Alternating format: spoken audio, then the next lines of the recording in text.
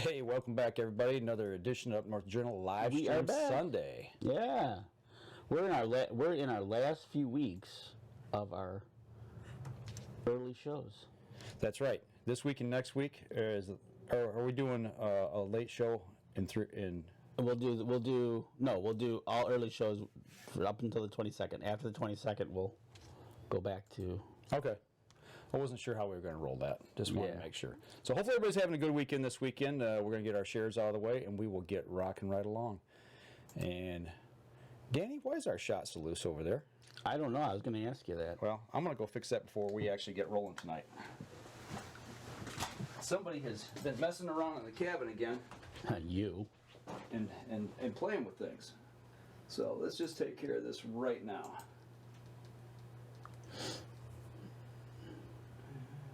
While you get your shares out. Yeah, I know, right? Oh, let's do this. There. That looks a lot better. All right.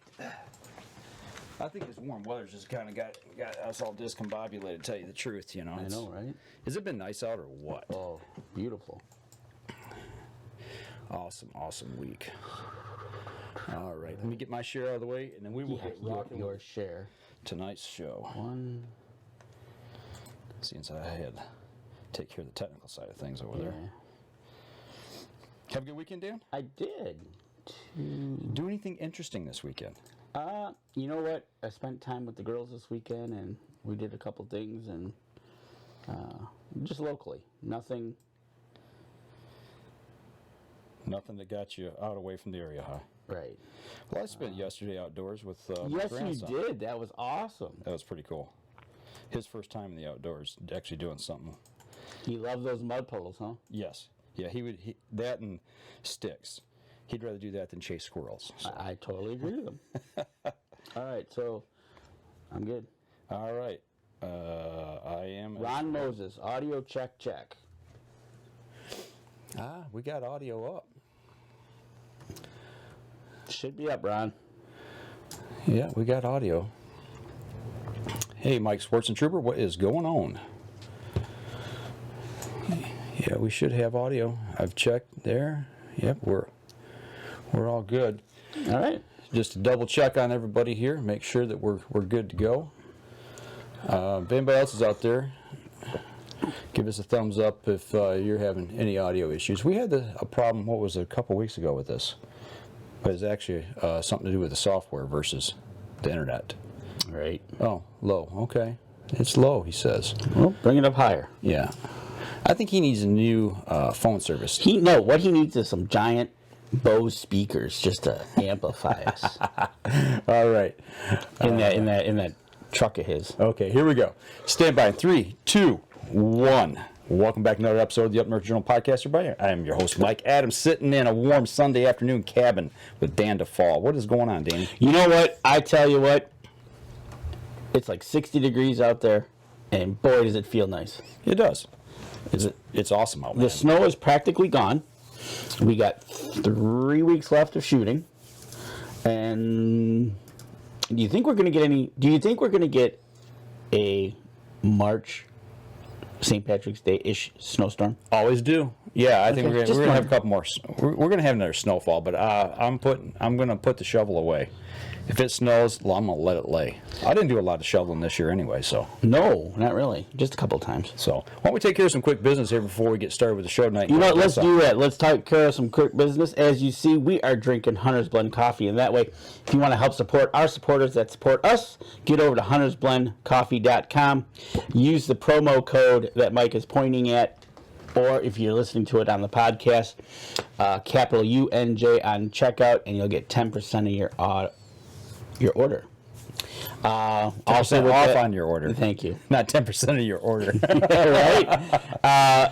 It's a Buck Baits. That's right. Stop on over at Buck Baits. He's got some more stuff added to his lineup over there, from hunting stakes to backpacks to everything else under the sun that he's working on.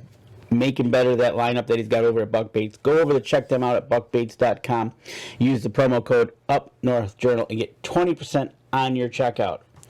And with this warm season, I tell you what, I think Mike had his Rebel 6 out this week, matter of fact. I had a bunch of it out. Okay, see, there you go. Rebel 6 rub seasoning. You got to try it, folks. Get it out, get it ready, order it today so you can have it for barbecuing this week. Go over to their website, rebel6rubs.com. Use the promo code North Journal. You'll get 20% off on your checkout order. Well, I tell you what, now we got that out of the way. Let's just get into it tonight. Hey guys, what's going on? We got Dave Wilkins and we got Hendrick, both are on from over in Hickory Corners, Michigan. What's going on, guys? Well, we're enjoying the sunshine over here also. It's a beautiful day out. Well, keep it. I feel at home with all this weather over here. Well, bottle it up and send some over here so we can have some extra that we'll put on the shelf on those cloudy days. It is beautiful out, isn't it? It is. It's very nice. It's been an incredible couple days, and I think we're going to go a couple more days. But actually, we went ahead and we put a poll up today, and it's: have you ever considered using a guide for hunting? And we got that poll going up right now, and it's I don't know how many people voted yet, but it's 100%. So whoever's voted on it, everybody's thinking about it so far. Right. So that's a good thing for Dave Wilkins and company. And you guys, we've known each other for years, and we've talked, and we always come and visit you guys and wherever we're at and try to find you. And how's this year's season going, looking down the road for people coming to you guys for your hunts? It's looking really good. If I compare the statistics from last year to the previous couple of years, 2019 was almost a record year in South Africa. For our business as such, it was also very, very busy. It looks very good this year, so all the numbers that the economy is doing better really looks like it been the truth. So it looks very good. We're very excited about the new season coming up. I'll be home in about 10 days from now, and the day after I get home, I'll start the season. So, no, we're all excited about that. Dave, how about yours? How's things going on your side? Good. Like I said, I work with Hendrick very closely with the Africa stuff. He runs a great camp. I always have guys asking about Africa because it is very affordable. But all the other stuff too, guys are asking about North America, Canada, Australia, New Zealand, you name it. It's all going good, and I think that's due to the economy. So I hope we keep on this path. Let's go hunting. Right on. I'm ready to go, man. I tell you what, this weather's got me all kinds of fired up to get outside and enjoy it. But and for what you guys have been doing, Hendrick, how long have you been in the States so far this year? When did you come over? If you're going home in 10 days. I always spend about 5 weeks every year, and I spend those 5 weeks almost exclusively in Michigan to do my marketing trip. It's always from the first week of February to about the second week of March. I go from show to show, and we have some private functions in between. And we try to keep as busy as possible, but thanks to guys like my good friend Dave on the left here, he makes it easy for me, and I got to know a whole lot of Michiganders over the last 20 years. Why did you pick Michigan to do all of your marketing towards? I mean, what's special about our state compared to some other states? It's a real long story. I have family that lives in Grand Rapids, but it's family that go 100 years back. My family is 13 generations in South Africa, but about 5 generations ago, some people from the Netherlands moved to Kalamazoo, Michigan, and some stayed back in South Africa, and they reunited again in the end of the previous century, in 1909 to be exact. And ever since I came to visit them, and I started my marketing over here when I started crawling at the beginning, and it slowly built up and built up. But I decided this is the month I'm going to use for my marketing. I'm not traveling all over the country like a lot of my competitors do. I picked Michigan. I like the Michigan people. It's my kind of people, the more conservative kind of people. And we have a great time when they're over there. And we became lifelong friends with a whole lot of them in the past. So I take it that's how you met Dave, you had family, you said, there in the Grand Rapids, Kalamazoo area, which is kind of where he's at. Yeah. I met Dave here. We counted this morning. How far is that? About 15 years ago. and we've been working close together ever since. We've sent some real good people over there, and we brought them back with a great bunch of memories. You know, It's really good. that's good to hear, is forging friendships, whether it be in hunting and anything you do. But most importantly, you guys have developed a friendship 15 years now running, and that makes it so much more fun in a way that when you guys, like Mike and I, you know, we got more of a friendship. We do this thing absolutely, but you know, as you can see in our early drop, we like to kid around. I take it Dave hasn't seen that quick video drop that we did. You have to go back and look at it, Dave. No, I have to do that. Yeah, we had a little fun there. But get back to your outfitting business there, and correct me if I'm wrong, but it's pronounced Matwetwe. Is that Perfect. You're one of few that knows how to pronounce that. well? You just taught me how before the show started, so I can't claim that I'm an expert at it. But where did that name come from? That was my dad's nickname. Years back, my dad was a really good shot, and the natives over there, the northern Sesotho people, they always have a nickname for somebody, but they always get the nickname after some act that they've done. And apparently my dad must have impressed a lot of them, and they called him Matwetwe, which means marksman. Okay. So when I started my business, I decided, well, that might be a good idea to call that the name of my business. So ever since, that's the name that's been spreading around in Michigan. Okay, so you've known Dave for 15 years. What's his nickname? Well, his nickname. I'm gonna have to ask my tracker when I get home. Okay. I don't know yet. We could say it in Afrikaans, but not English. Okay. I just thought I'd throw that out there. You know, you can tell you guys are friends for a long time, just by the way you're interacting there. That's good stuff. So, you know, looking at your guiding service, I mean, I guess what if somebody's going to come and say, I want to go to Africa and I want to go on a hunt, whatever species it might be, or species plural. What's one of the first things that you advise them on? Take us through the steps as to what do you have to do? You know, Dave, I walk up to you guys at the show. Take me through it. Let me start at the beginning.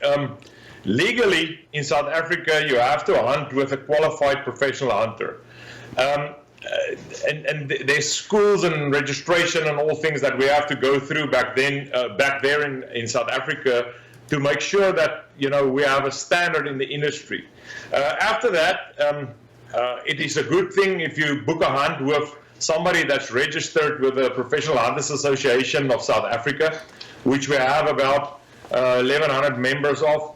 And going from there, it's always good to use somebody in any business that's that's been in the business for a long time, and that's done it for a long time, and it's got a lot of good resume, a lot of references that's speaking positively about that outfit. From there you go, and then you start talking to locals like Dave here to guide you in the direction of what species you're after. We hunt more than 50 different species in South Africa, if you count it all together. So there's a huge variety. We would like to find a guy that will shoot all 50 of them on a one trip, but it's kind of difficult to do that. So usually the first timer will go there and take a few plains game animals. Usually they work up to I always tell them when they go there the first time, they will plan a second time on the plane ride back, because there's just so much to do over there. For the dollar that you spend, I don't think there's anywhere in the world that you can compare to South Africa as a hunting destination. For $3,000, you can hunt 7 days and kill 4 animals, trophy animals there as a basic package. But you can do anything from there on. Usually the guys that goes there second or third time, they start going into the big 5 stuff, hunting buffalo, elephant, leopard, those kind of animals. But it is really something. It's a life-changing experience. It sounds like it. And, we're rolling through some of the pictures that Dave, you sent us of the different animals that you can take. So we're talking like a 7-day package that it's almost like a life changer. And right now, the money that, like Hendrick said, you spend and the value you're getting is just incredible. Oh, yeah. I mean, like he said, you can go over there and shoot 4 or 5 animals for what it costs to go out west and go elk hunting. I deal with a lot of out west outfitters, and they get elk hunts starting at $5,000 to $7,500, and that's for one animal, and you're really not even guaranteed that. You can go over there and shoot. Right. Go ahead. So going to Africa, your success rate is. If you shoot straight, we're going to put you on the animals. So 100%, just long as you pull straight. Okay, there we go. That now, do you use rifle? Do you use bow, or can you use mix, or what's the weapon of choice? We use rifle. There's minimum calibers for some animals, but we use rifle, we use bow, we use muzzle loader, we use handgun, all of the above. Okay, good. That's good to know, because I know crossbows popular. Some guys like to travel with just a bow, a gun. Even Ron Moses here makes a comment on our live feed that the price you guys just said about the $3,000, that's cheaper than caribou. So. Oh yeah. Especially now that Quebec is shut down for caribou. The only spots left is Northwest Territories and Alaska, and you're looking at $15,000+. Oh, wow. And there's always a misperception about spending money. People, the average guy on the street, a lot of times if they haven't done enough homework, they think, going to Africa is the romanticized destination for hunters all over the years. They think you need big money, have to be a millionaire to go over there to hunt, and it's really not the case. The average guy that's got an average job can really afford doing that. That's awesome. And so the first tip we're going to give everybody is do a little homework on the person that you want to check out with. Dave can help you with that. We're going to step out for our first break, but when we come back, let's start off with a little plane trip down there and go from there. All right, sounds good. We're going to take a quick break. We're going to step outside, and we'll be right back after this. All right, guys, we'll save this off. If you got any questions questions on Facebook, let us have it. Good one, Ron, pointing out that caribou is, there's a lot of animals here in just the United States and Canada that it costs way more than going down to Africa. I'm right. Seeing that. So. All right. Save this and. So yeah, if you guys got any questions, throw them at us here. We're looks like 75% of the people have actually considered going with an outfitter so far on our poll. So, all right, here we go. Stand by. 3, 2, and 1. Welcome back. Second segment of the show, talking with Hendrick Botha from South Africa. It's South Africa, right? Yep. Okay. What town are you from over there? Is it someplace we recognize? You would not recognize it. The smallest town by me is about 15 miles away. It's called Rutan. Okay. How far from Johannesburg? It is about 2.5 hours drive north of Johannesburg in the Limpopo province. Okay. All right. I can relate to a 2.5 hour drive. That's how far it is from my camp to my house. So. And speaking of that, we're gonna need to fly down there. What is the length of the plane trip? You fly to, the easiest way to get there is to fly with Delta through Atlanta, straight flight to Johannesburg. That is from Atlanta a 16-hour flight. In South Africa and Johannesburg, my company's people will pick you up right at the airport. So there's no secondary flight or traveling from there. We just do the 2.5 hour drive to the camp from there. Oh, nice. That's excellent. You picked right up from the airport. You head out to camp. Now, when we're booking here, and you have your hunter, can somebody else go along for just a nominal fee? Oh yeah, that happens a lot. Our camp is, it's very family orientated. We have had very many families, people that bring their wives and their kids along to join in on the hunt. Sometimes the kids themselves hunt. But sometimes, you want to have 10 guys in a group and only guys, that also happens. Of course, our whole trip is an all-inclusive thing. We give personal attention. My own home is right on the same premises, and we have dinner in the evening with the clients, and we share stories around the fire, and it's just a riot to be, spending time together and getting to know each other well. Excellent. And what time of year are we looking at for doing this? Spring, summer, winter, or fall? What time of the year? We can hunt all year round if we want to, but our hunting season is not by legislation, a certain time of the year. We hunt from mid-March to about mid-November. I mean mid-October. Sorry. So that's 6 months of the year. We try to keep it as busy as possible. What is a very important part of our company is that we do not book more than one group at a time in camp. So if you and your buddy are coming, or you and your wife, you're going to be alone in camp for the time that you're there. That's one of my policies in my business, and it's been working really well for me so far. Okay. One thing you got. I was just going to add to that. One thing you got to remember: they're in the southern hemisphere, so their seasons are opposite of ours. So when he's talking March through October, that's their winter time when it's our summertime. So it can get cold in the morning. You'll see your breath.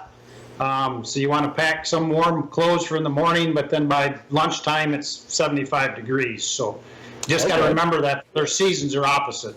And one other question that we got coming over Facebook is somebody's going to fly down there, they want to use their weapon. Is there a procedure they need to go through of getting their weapon down there? Is it overly complicated, or is it not that complicated? It is not that complicated. If you go on our website, there's a link to riflepermits.com. That's the guy handling that for me. For a minimal fee, he would pre-order all those forms for you. You'll be in contact with him like a month or so before your trip to bring your own guns. But we also provide rifles. We rent rifles out of our camp, and we see that nowadays that there's less and less airlines that want to travel with rifles, that more and more people are renting rifles from us. We have high quality rifles. We reload our own ammunition. We have good optics and stuff on it. So we want you to make a clean kill as clean as possible. Absolutely. There's nothing better than a clean kill and not really needing a tracker to find your animal. Another question, we're talking hunting. Is there any fishing available in the area? There is fishing, but that's not that much. By us it's very dry, so there's not that much water around. Not too far away from me is the Elephants River. There's hippos and crocodiles in that river too, but the fish species that we're after is catfish, brim, and black bass. Also a few other species, but fishing is not as nearly as big as what it is here in Michigan. We do take trips to Victoria Falls, Cape Town, and Kruger National Park as well for photo safaris. When people go to Victoria Falls, there's a lot of really good tiger fishing over there. You will be familiar with tiger fishing as one of the big sport fish of the world. So over there we have a guy that we send people for fishing. That's awesome. It's great to hear about families coming down, using your services, bringing the better half, bringing their kids. Now, Dave, I think you took your daughter, and didn't she win some award down there? Yeah, I spoiled my daughter. I started her off in Michigan whitetails, and Michigan can be finicky with whether you see a lot of deer or no deer. And then I first took her to Africa when she was only 13. She killed some stuff then. But yeah, this last time when we went over, Hendrick has a camp award called the Harold King Award. Harold King is actually from your side of the state, has been with us several times. Lake Orion. Lake Orion. And his first trip over, he did the Matwetwe Award and killed every animal that he had with one shot. Hendrick was impressed with that because he wasn't kind of used to it with a bunch of the clients. And so he created an award that if you take 6 animals, a minimum of 6 animals with one shot apiece, your name goes on a plaque and he sends you home with this cool little award. Our last trip over, when I took my daughter, she ended up with, I think, 10 animals, 10 shots. The youngest person or female to get the award. So when you have a 19-year-old that outshoots the guy that's been hunting his whole life, that tells you something. I just want to add a little bit on that award. Harold King himself ended up shooting 15 animals in a row, but that was not all in the first year. But he used 15 shots to shoot those 15 animals. It took 3 years to do that, but that is something that speaks for itself. Using basic equipment, but just being a marksman with his equipment. And to encourage the hunters, that's why I started doing that thing. To encourage them to shoot better, because that's what we want to do. We want to make the best shot possible, and to do that you have to be a good hunter to get as close as possible to the animal, but not only that, you need to be a superb marksman. And to give you a number, on average in all the years that we've had that, you have about a 3.5% chance to make that award. And that is quite an achievement. If you did do that, I must add a little something more about our Harold. His daughter and his grandson, also whose names are on that board. So I'm very proud of it.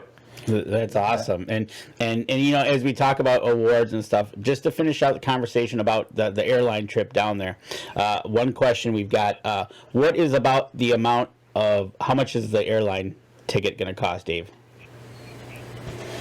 Those vary. Depends on what time of the season you go. June, July, August is what South African considers their tourist season. So they bump them up a little bit, but it's also prime hunting season.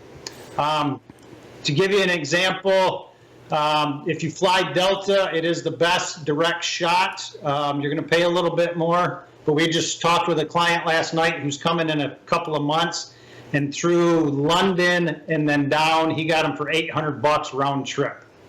So that's from Chicago. Exactly, Chicago to London, Chicago to London, London down to Johannesburg. Correct. Yeah. Okay. So he got $800 peak season round trip. That's incredible. I've paid as much as like $1,800. So if you do the shopping, you can get some good deals, especially if you're going to rent our rifles over there. You can get some real good deals like he did, going through London without your own weapons. Then it's real reasonable. Okay. All right, good. That's good to know. Especially so again, do your shopping for your airline tickets, because if we're booking now, how long to a trip we're looking? Are we looking end of this year, into next year? Where are we looking for time-wise? We've got a few openings left this year. We have obviously been doing shows for 4 or 5 weeks now. We got the Big Flint show coming up this weekend. We'll hopefully fill some spots. We're meeting a client as soon as we're done here with you also, who's looking at this year. So we do have a couple spots open for this year, booking into next, and 21's getting pretty booked up too. So if you can make it happen this year, get a hold of us and we'll squeeze you in for sure. The fact that we, sorry. No. The fact that we are. The fact that we are not booking more than one group at a time, it's not a McDonald's deal where you have a whole bunch of hunters in camp at a time. So for that reason, we get booked up quite fast. So if you want to get a chance to still go this season, you better act fast. Right. Going back, I want to ask a question about renting firearms. I got to assume renting a firearm from you is probably cheaper than shipping one across, but also for those that maybe they're really tied to their firearm and they want to ship it across. What's the average caliber that people should consider about bringing over? And I know the Big 5 is going to take a lot heavier caliber, but on average, what should they be looking at? On regular plains game, we recommend anything from a 270 up, but it is more important to use the right kind of bullets than it is to choose a different caliber rifle. Your regular deer rifle that you use is perfect to kill our plains game with, as long as you use premium grade bullets. A deer bullet that put your whitetail down with one shot is not necessarily the bullet that's going to put a wildebeest down with one shot. We need good weight retention on a bullet that'll give you deep penetration, because our animals have a very tighter, heavier skin, heavier bone, and they are, living under very harsh circumstances there, so they are more difficult to kill. Okay, so a premium grade bullet. Give us an example of what you would recommend. I'm talking about, my favorite bullet is a Barnes triple shock.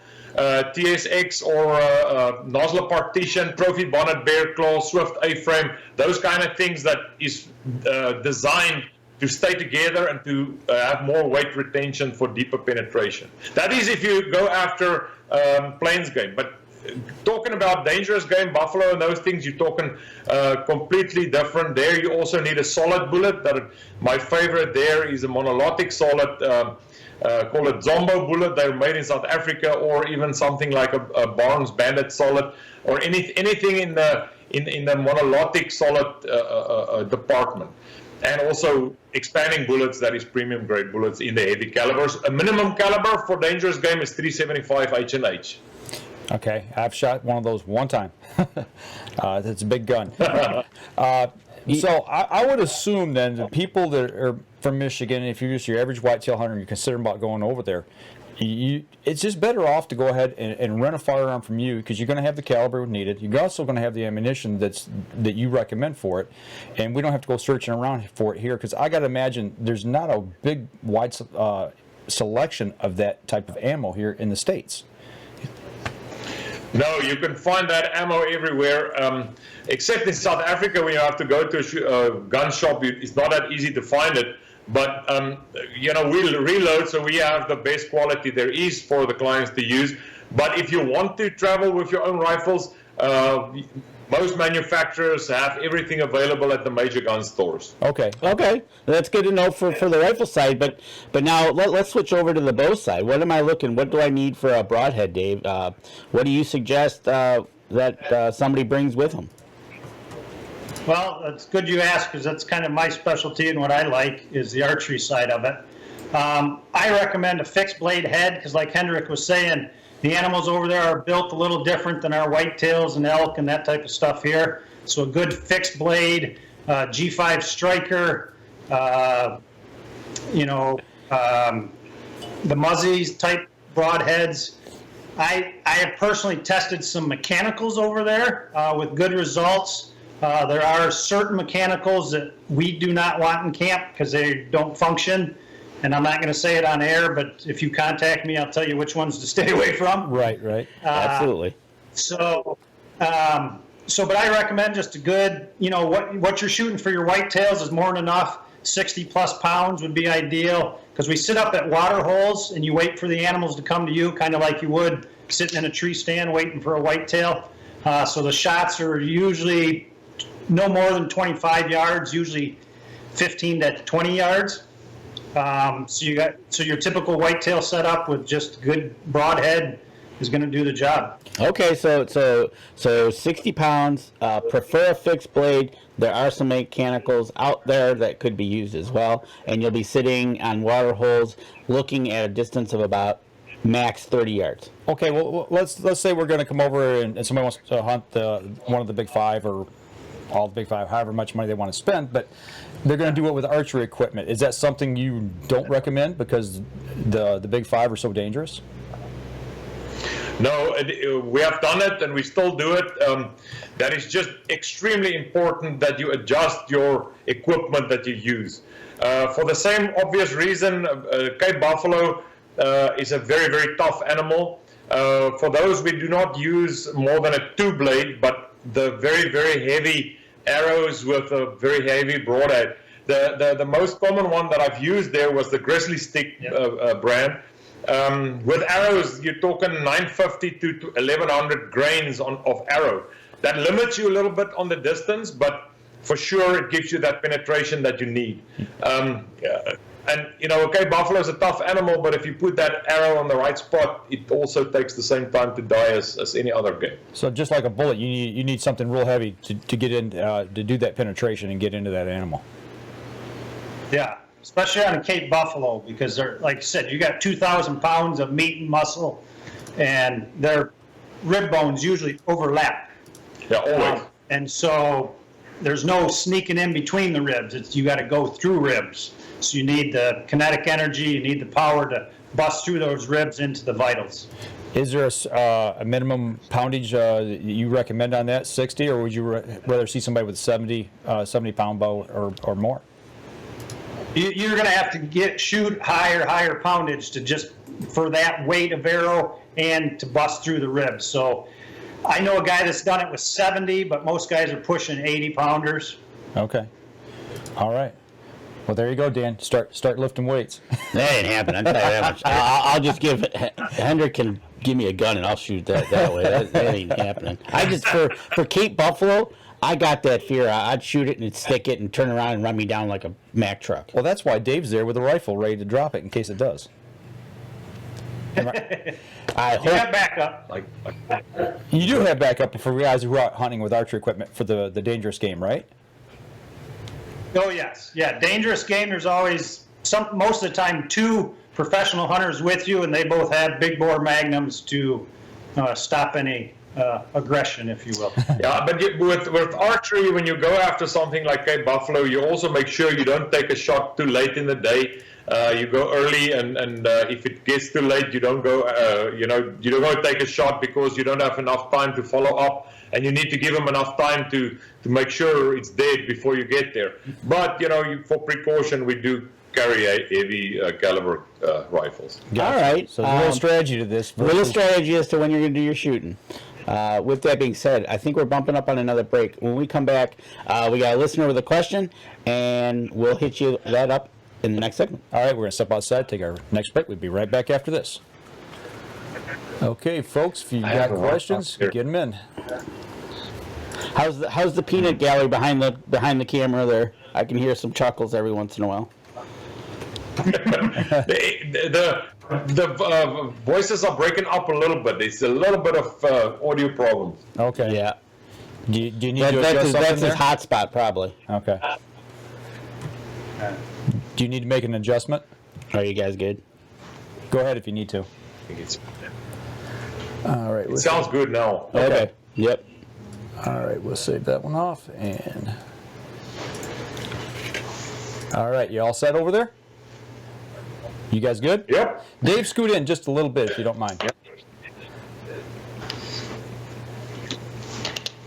I don't think Hendrick will bite you. He might though. I don't know. Right? I don't know him that well. So I'm lining myself up between those 2 animals right there. yeah, see, you're doing a good job. You're doing a good job. All right, here we go. Stand by in 3, 2, and 1.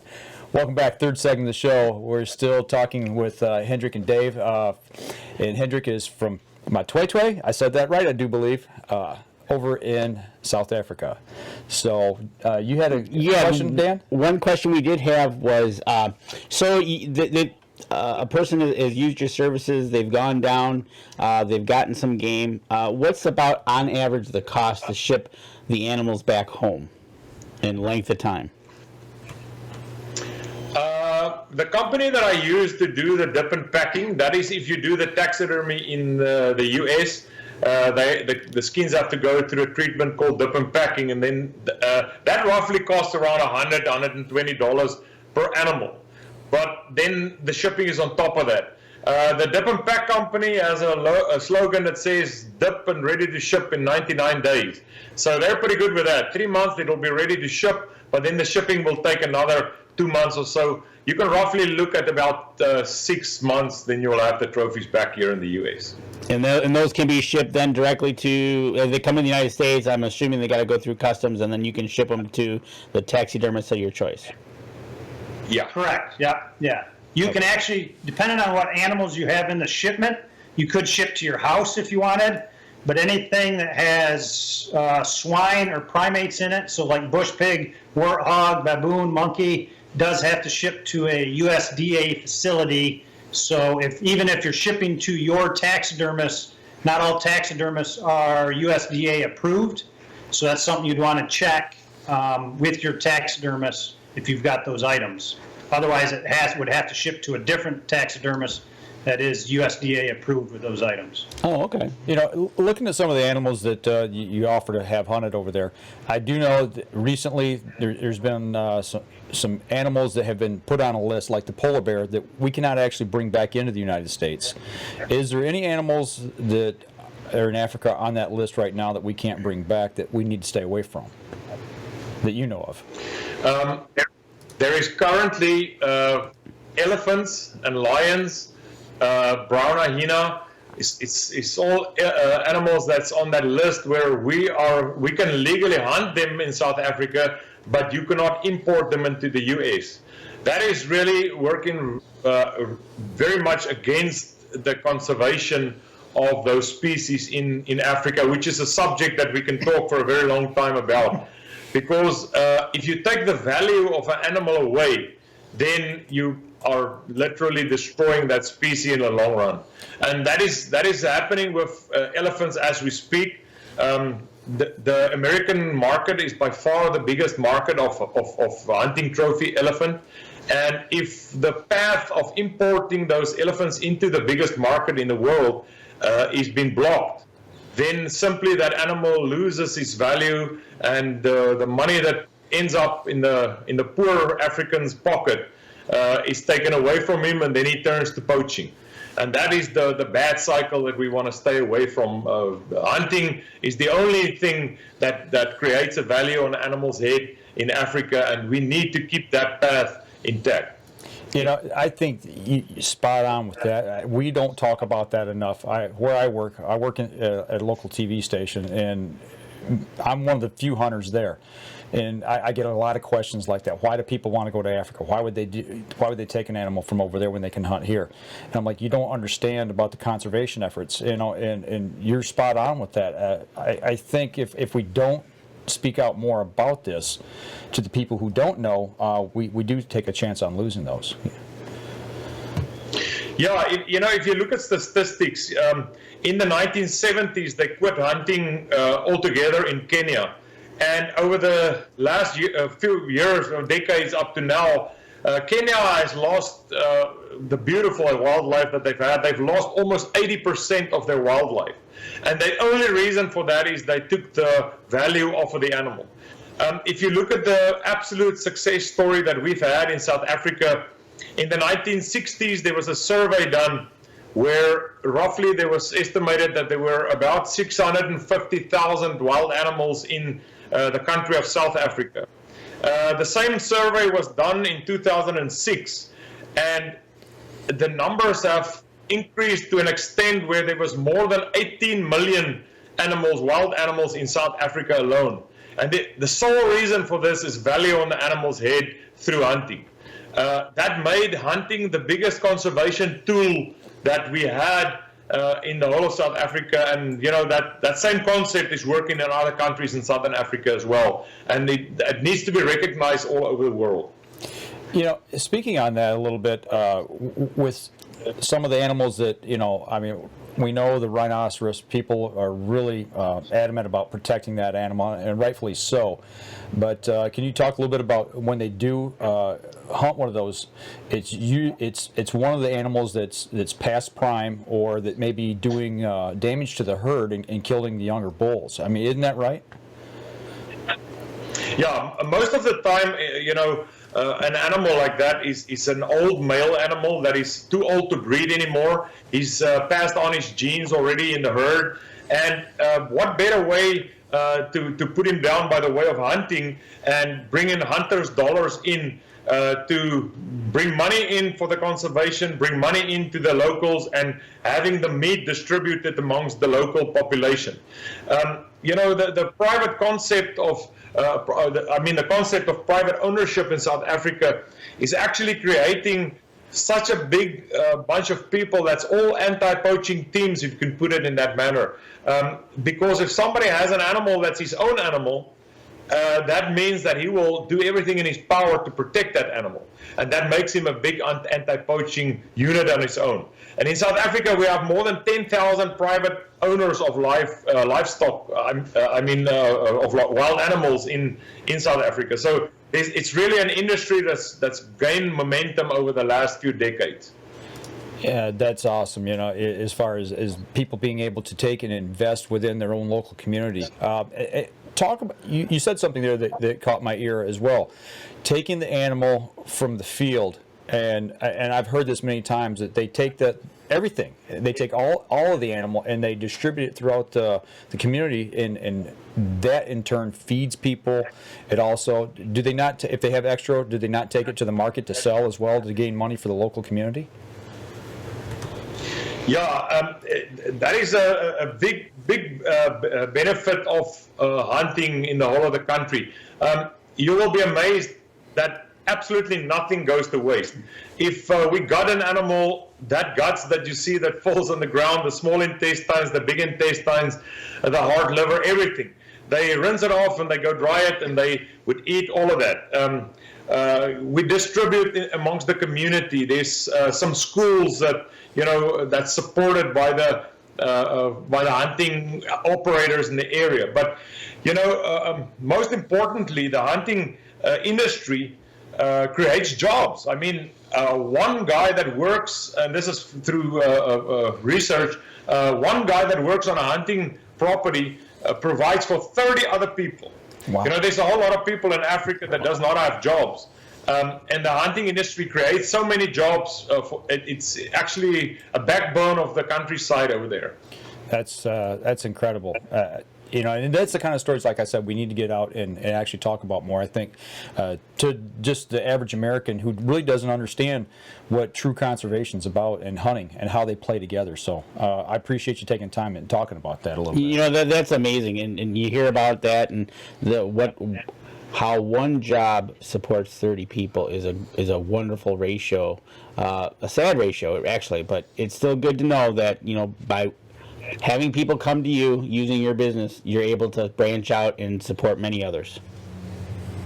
Absolutely, yeah. All right, I tell you what, let's cut this segment just a little bit short, and we'll save the rest of the time for the end of the show here. When we come back, we want to talk a little more with you about, actually, Dave, he's got some other opportunities as well. It's not just South Africa, but I'll give you an opportunity to talk about that a little bit, and then we'll wrap things up. We'll step outside, and we'll be right back after this.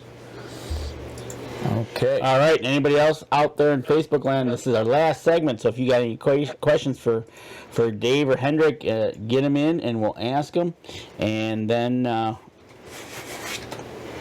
we'll let these guys go and talk with future customers. It sounds like they got appointments just lined up and ready to go. That's awesome. There you go.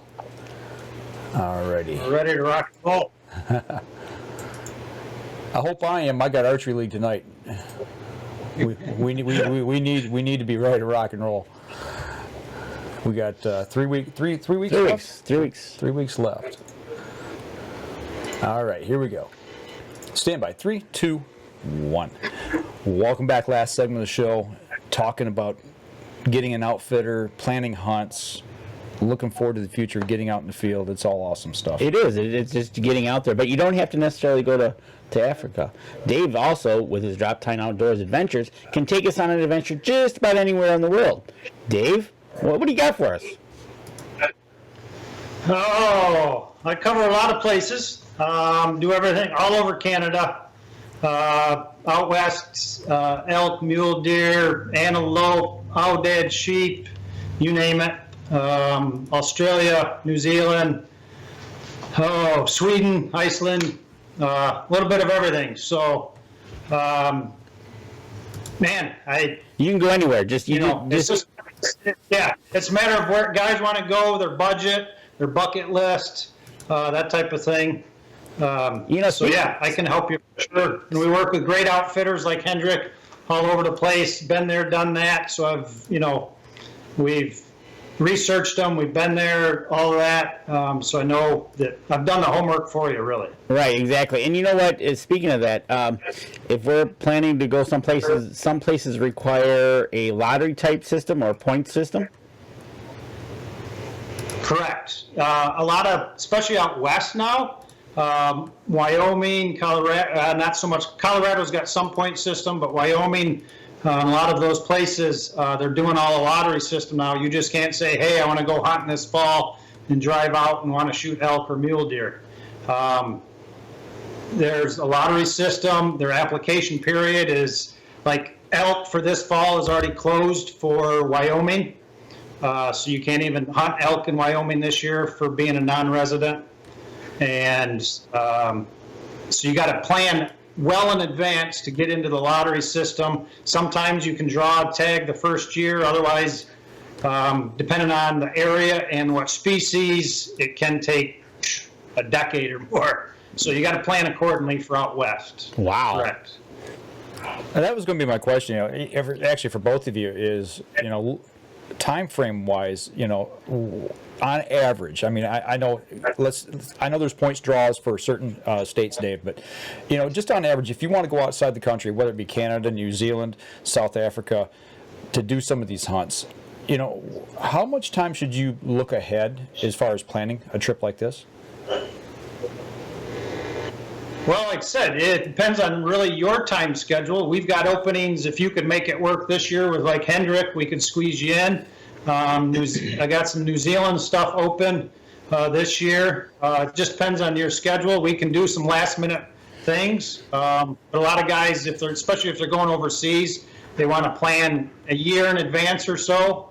That way we get you on the books. We can start covering all the bases, paperwork, plane, tickets and all that type of thing.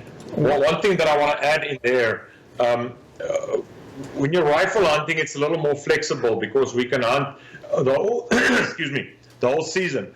But if you're a serious bow hunter, we hunt over water holes, so we want to hunt in the driest time of the year. That gives you July, August, September. Those 3 months are the best for bow hunting, but even the best time is at the dark moon in those 3 months. So I have some really serious bow hunters, that's my clients over the years. We have more than a 60% return business of people that's hunted with us over the years, people that's hunted 20 times or 10 times with us. But to get that prime bow hunting spots, sometimes you have to look at 2 years in advance to get those. So I have a booking for 2023 of an example like I just explained. Okay, so you can book out a couple years in advance. Okay. Yeah. I assume when you book, how much of a deposit do you need to put down on one of these hunts? I take $1,000 deposit. Okay, all right. Now, as far as some of my other outfitters out west or something, it's usually in the same ballpark, depending on the expense of the hunt, and it's anywhere from like $1,000 to like 25% of the hunt as your deposit. Okay, and question for you, Dave, coming in from Ron. The caribou in Alaska, is it over the counter or is it lotto? No, you can do over the counter, but it's one of those that unfortunately with Quebec now shut down with caribou, between Northwest Territories and Alaska, my guy in Alaska is getting $14,000 just for caribou. Wow. It's an expensive hunt. okay. Wow. Yeah. But we can do it if you want. Get your checkbook out. Get your checkbook out, absolutely. Hendrick, when people sign up with you and they get ready to come over there and they show up, you pick them up at the airport, what's one of the biggest misconceptions people have or biggest mistakes they make when you pick them up at the airport and you go, you forgot this or you did this? What would that be? I've had a client that's hunted more than 28 times in Africa, and when I get that question, he always tells me, tell the people to bring less stuff and more money. No. Usually, the first timers have way too much stuff. Okay. And we do daily laundry services, so you need 2 or 3 sets of clothes maximum. Every day, we have everything that you need is in camp. It's all-inclusive deal. But one thing that you must remember, if you do forget something, we're not out in the middle of the desert, where there's nothing. We have most of the equipment that's needed for making a good hunt. So it's not a big deal if you do forget something. But most people, I have never had anybody that couldn't hunt because he forgot something at home. Okay, I got The biggest thing with South. Go ahead. Go ahead, Dave. I was just going to follow up with that. Another thing that comes to mind is if you're bringing your own rifles, South Africa, you can have no semi-automatic weapons in South Africa.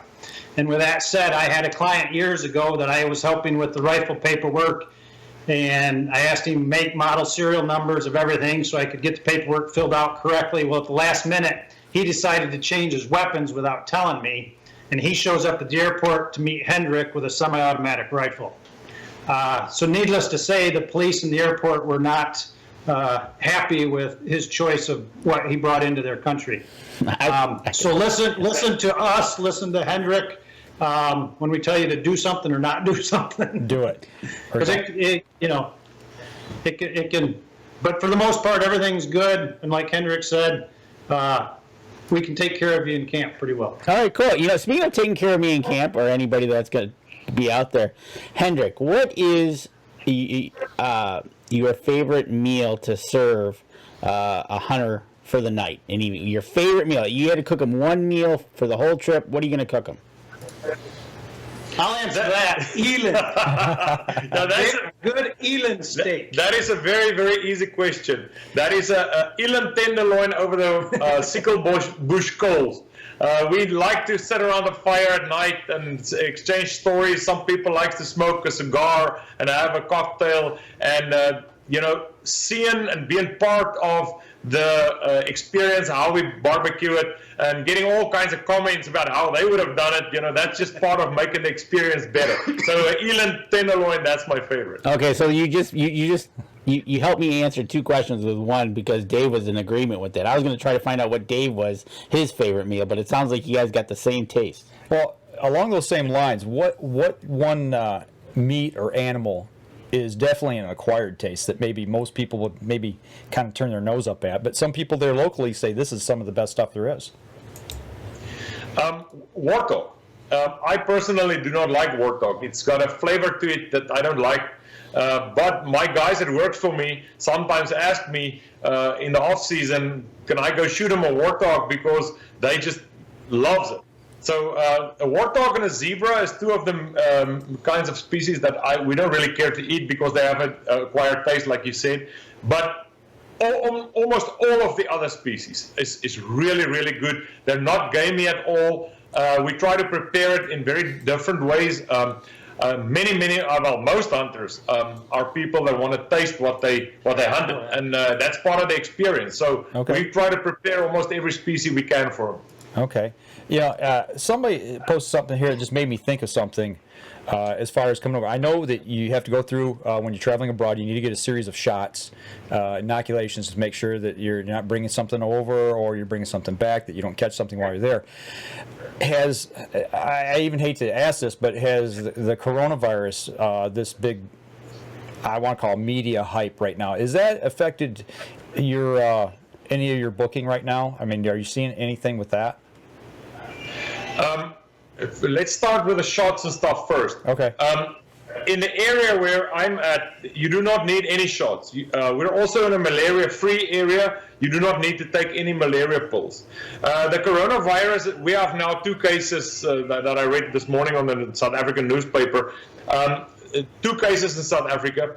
But this whole thing, like you must know, is really blown out of proportion if you compare it to all the other diseases that kills a lot more people than what corona kills. I have not had any people that was asking questions or trying to cancel or something like that so far. So far so good. We hope that's going to stay like that, and corona is going to be something of the past pretty soon. Hopefully corona is something we're sitting by at the campfire drinking. I completely agree. It's more people die from the flu every year than what has died worldwide from this so far. Not to say it couldn't ramp up, but I just thought I'd ask because it's in the news, and somebody might have that question. So, but before we let you go, I do want to mention that you're going to be in the Flint, Michigan area, which is where Danny and I are located. You're going to be at the Flint Safari Club banquet, and that's this coming Friday at the Dort Federal Event Center here in Flint, Michigan. And then I know Saturday's the big dinner and banquet and everything. You need tickets for that. I think those are $75. But the Friday event's free. So if somebody in the area wants to check out what you're doing, let's invite them over. And come over and check and see what you guys got to offer, right? Absolutely. I've been involved with that chapter of Safari Club there in Flint for more than 12 years. I know a whole bunch of people there. I'm proud to be part of that. it's very important in the days that we live today, that we talked about earlier, that organizations like that fights for the rights of hunters worldwide and conservation worldwide needs to be supported. But not only the supporting of the chapter, but also, if anybody wants to ask more questions, look at pictures of our camp and look at pictures of the animals that we hunted in the last few years, they are more than welcome to come and meet me. And Dave will also be there from Saturday, but I will be more than happy to answer any question. Okay. Speaking of that, we can come see you, but is there a way to get a hold of you online or Facebook, or how can somebody get a hold of you if they listen to this and go, hey, I want to check you out? They can visit our website. They just got to get the spelling right. www.matwetwesafaris.com. My email address is info@matwetwesafaris.com. I'm going to spell it. Matwetwe Safaris, you spell Matwetwe. Matwetwesafaris.com. And Dave, if somebody wants to get a hold of you. My website is huntdroptineoutdoors.com. Kind of same thing. You can go on there. I've got a lot of the Africa stuff listed, plus everything else that I represent. And same thing, info@huntdroptine.com. And there's a link on there to the emails and everything else that I do. So. Going back to the Safari Club, Hendrick, are you offering a hunt up over there that's going to be auctioned off? Yes, there's a couple of hunts. I do not know if one is going to be on the Friday night, but it might be that both are on the Saturday evening auction. But I have a couple of hunts on the auction, yes. Can you tell everybody what hunts that you got up for bid? One hunt is for 4 hunters for 7 days, and it also includes $1,000 of trophy fees for each hunter. So it's $4,000 of trophy fees, and the other hunt includes gemsbuck, wildebeest, springbuck, zebra. There's like 5 animals in that other package. Also a 5-day package, all-inclusive deal. All right, guys. So anybody here in the state of Michigan that wants to get in on one of these hunts, get over there, get your ticket for the Saturday dinner and auction. I think, like I said, those are $75 a piece. Go over there and spend some money. Get over there and bid on these hunts. I tell you what, I've seen auctions over there. I've seen some of these hunts, go for a fairly reasonable price. You can get some good deals. Yeah, that's true. No, and it's all for a good cause. You gotta know it. That money goes for fighting for conservation and fighting for hunters. Absolutely. So, is there anything else that we didn't cover, maybe that we missed that you'd like to say before we let you go? We just need to get your guys' address so you can send us the deposit for your hunts coming up. I knew that was coming. There you go. I want one guide named Dave Wilkins, because I seen a picture of that guy after. I think the picture was titled something about after tracking or something, and he was laying down next to another puppy. It looked like I don't know if that's a tracking dog or whatever it was, but it looks like you guys were pretty relaxed. Oh yeah. That was actually beside his pool at camp after a long day in the field. Noombi, who is the tracking dog, and I decided the warm sun was nice, so we took a siesta by the pool. Nothing wrong with that. Ain't a thing wrong with that. And that's how Dave hunts. Hey, if you can get away with that, that's good. That's good living right there. Right? Well, I tell you what. We're going to wrap up the podcast portion, but you guys hang on here on the live stream real quick. So for everybody on the podcast, we had pictures up that you obviously didn't get to see, so stop over. Make sure you check out Wednesday. Wednesday will be the YouTube drop and the live Facebook feed. We just are going to end here soon. And you got to check out some of the pictures. Get a hold of Dave. Get a hold of Hendrick. Take a trip of a lifetime to Africa. Great money, price for the money. Absolutely. As we found out. So everybody get over there, check them out, check out their websites and everything, and that'll do it for us here on the podcast. Y'all take care. We'll be back again next week. For everybody on the live stream, if you got any final questions, this is it. Get them in right now while you can. And like I said, start prying that checkbook open a little bit, putting some money in that bank account, so that way you guys can go to Africa. Or you can go some other place with Dave. Right. So It's all good stuff. It is good stuff. It's kind of cool. You know, it's one of the things that we can enjoy is traveling abroad and doing what we love so much. Absolutely. It's Danny's been talking about it. I'm dying. He's chomping at the bit to go. I will say I'm not partial to flying, and that might be the one thing that would stop me.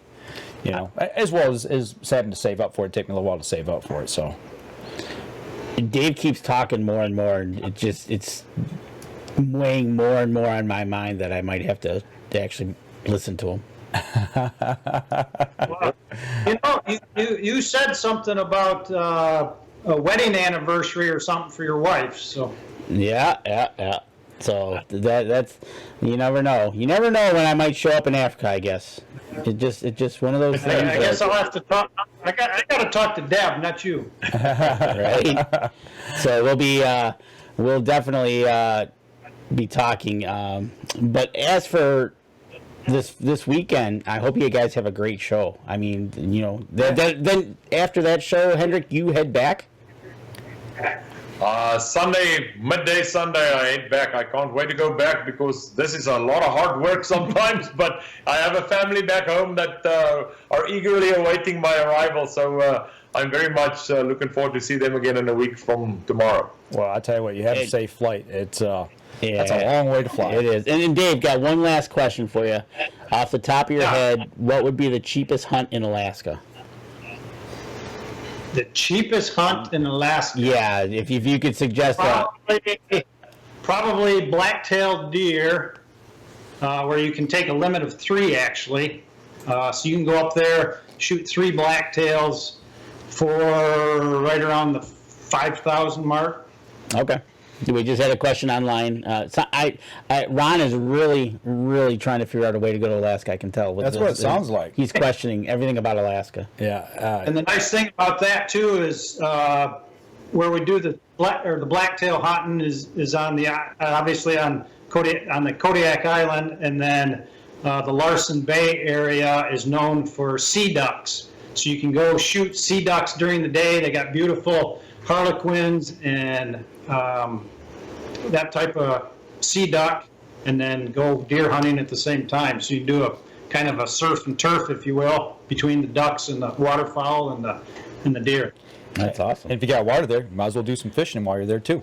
And fishing too, yes. There you go. All right. I think we're good on the live. All right. Well, the final poll here, everybody has voted. It's two-thirds of the people have actually considered using an outfitter for hunting. So that's good news. People are thinking about getting out and going abroad. So that's what we want to hear.